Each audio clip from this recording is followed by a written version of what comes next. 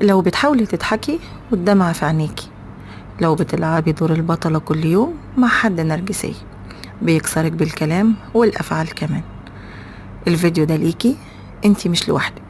تعالي وانا اقولك ازاي تتعاملي مع الشخص النرجسي. لو انتي مضطرة تعيشي مع نرجسي، هقولك ازاي تحمي نفسك من غير ما تخسري اعصابك. تخيلي انك عايشة في بيت واحد مع شخص بيكسرك بالكلام، يتجاهلك وقت ضعفك ويقنعك انك المشكلة طول الوقت. مشهد مرهق للأسف، ده واقع ناس كتير. بس لو الظروف مش مسامحة تبعدي دلوقتي أو حتى بعدين، يبقى لازم تتعلمي فن التعايش الآمن مع النرجسية. تعالي أقولك إزاي تحمي نفسك من الاستنزاف ده من غير ما تتدمري. أول حاجة، العلاقة لازم تبقى سطحية جدا. يعني إيه يا هنا؟ يعني مش لازم يا حبيبتي كل حاجة تتحكي ولا كل مشاعرك تتشارك. ردي على قد السؤال، مختصر كده بس من غير استفزاز. مشاكلك خليها لنفسك، وفرحتك ما تظهريهاش قدامه. نجاحاتك ما تستنيش انه يفرح لك، لان عمره ما هيشوفك غير منافسة ليه. تاني حاجة، قللي توقعاتك للنص. هو مش هيتغير ولا هيجي يوم يحس بيك او يعترف بجمايلك. اللي في دماغه هو وبس، هو دايما على قناعة ان هو الصح. كل ما سقف توقعاتك يقل، كل ما صدمتك تبقى اخف. اتعاملي معاه زي ما هو، مش زي ما انتي نفسك يكون.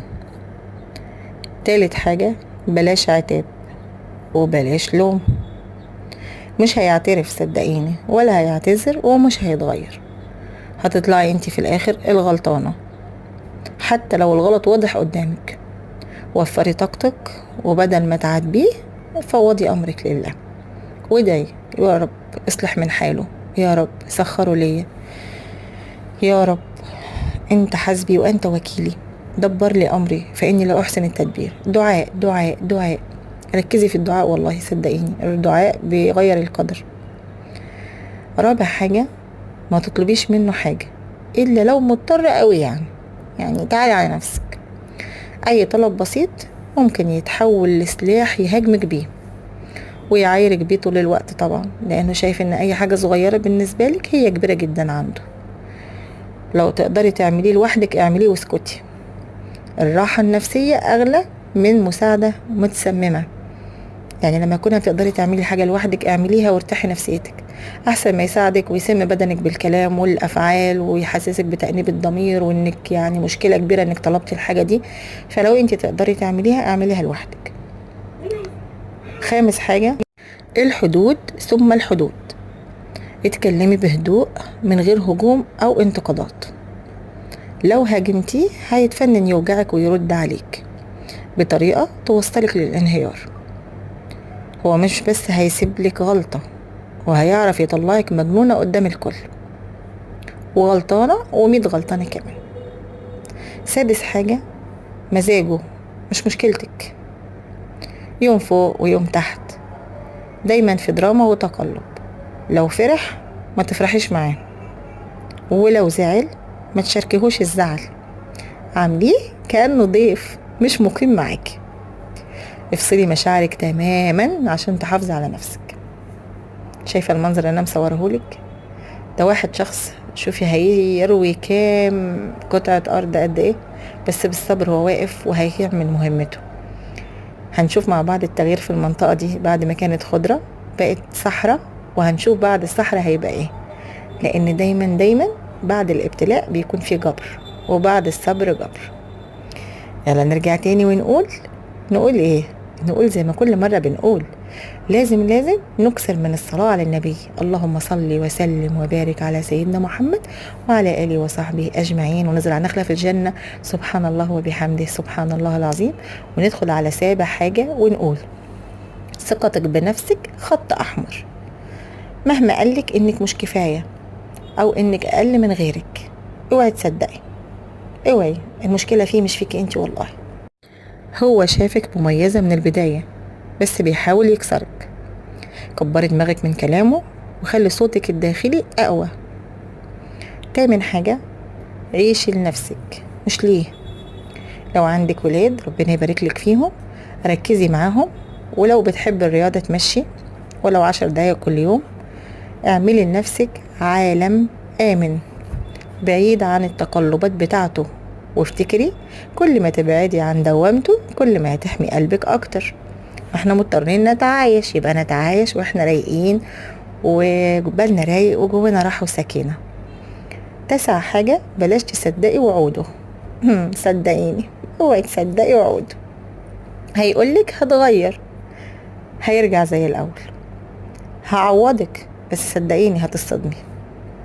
كل ده كلام عشان يوصل لحاجة، ولما يوصل لها هيرجع أسوأ من الأول. اسمعيه بس ما تعلقيش وما تقولولهوش انك مش مصدقة. خليكي أذكى منه بخطوتين 3. تعالي بقى نقول الخلاصة. لو انت مضطرة تعيشي مع نرجسي يبقى لازم تلبسي درع نفسي كل يوم قبل ما تصحي. العلاقة دي اختبار صعب، بس ربنا عادل وحقك راجعلك بإذن الله. ربنا إن شاء الله يصلح من حاله ويغير من شأنه إن شاء الله. إن الله على كل شيء قدير. دايما دايما جددي نيتك إن ربنا سبحان الله عز وجل القادر، اسمه القادر، قادر على كل شيء. ربنا قادر يغير من حاله ويصلح من حاله بالصبر. يبقى احنا دلوقتي لازم نتحلى بالصبر. عندنا صلاتنا على اوقاتها، عندنا ذكرنا علشان يكون جوانا سكينة، عندنا كم طريقة نقدر نتعامل معاه بيها على قد ما نقدر عشان نتجنب اكبر قدر من الاذى النفسي اللي ممكن يسببه لنا. نستمتع بالحاجات الحلوة اللي حوالينا، بلاش نبكي على الاطلال وطول الوقت تقولي انا حياتي مش كويسة، انا حياتي متدمرة. لا، ما تركزيش حياتك على شخص معين هو عايز يدمر حياتك. دوري على حاجات حلوة كتير في حياتك، نعم كتير ربنا رزقك بيها، واستمتعي بيها وافرحي بيها، وحاولي على قد ما تقدري تتجنبيه بس علشان سلامك النفسي. وربنا يا رب يسعد قلبك ويسخر لك اي حد مزعلك او اي حد مضايقك، اللهم امين يا رب العالمين. خلصنا حلقتنا، تعالوا بقى نتكلم في موضوع حلو قوي ودمه خفيف، وهيكون من اكتر الحاجات اللي هتخليكي ست رايقة، ست رايقة من جوه، هتمدي نفسك بطاقة عجيبة وغريبة. احنا ان شاء الله في شهر من الاشهر الحرم بتعظم فيه الاعمال، فالرسول صلى الله عليه وسلم كان بيقول لا تظلموا فيهن انفسكم. ازاي نظلم نفسنا؟ ان احنا نحرم نفسنا الاجر او نعمل ذنوب تخلينا نشيل يعني ذنوب مضاعفة، لان الاعمال كلها مضاعفة سواء كانت حسنات او سيئات، ربنا يعافينا ويسلمنا. فعايزين نحاول على قد ما نقدر نغتنم الايام اللي جايه دي بحسنات مضاعفه واجر كبير. ومن ضمن الاجر ومن ضمن الحسنات قلنا صلاه وذكر وقراءه قران وصله بقى، صله رحم وبر والدين وجبر خاطر وكل حاجه. وفي حاجه من اهم الحاجات ومن اهم العبادات ممكن نكون غافلين عنها ولو انها بسيطه جدا، وألا وهي الإطعام يا بنات. صدقة الإطعام والله فضلها لو أقول لكم من هنا لفين، يعني فضل ذكر، فضل الخلف يعني هي موجودة في ميزان حسناتك، لكن خلفها في الدنيا قبل الآخرة. هتلاقي ربنا سبحان الله فتح لك أبواب الرزق، رزقك من حيث لا تدري ولا تحتسبي، رفع عنك بلاء انت بنظرتك الدنيوية ممكن ما تكونيش ملمة بيه، لكن ربنا ممكن يرفع عنك بيه بلاء أو يرزقك أجر بيه وخلف في الدنيا هتشوفيه في رزقك وفي أولادك وفي صحتك وفي زوجك وفي كل حاجة. بما ان احنا بنتكلم على ان ممكن يكون عندنا ابتلاء في شخص نرجسي، فممكن صدقة زي دي سبحان الله ربنا يرفع عننا بها بلاء ويغير من الحال.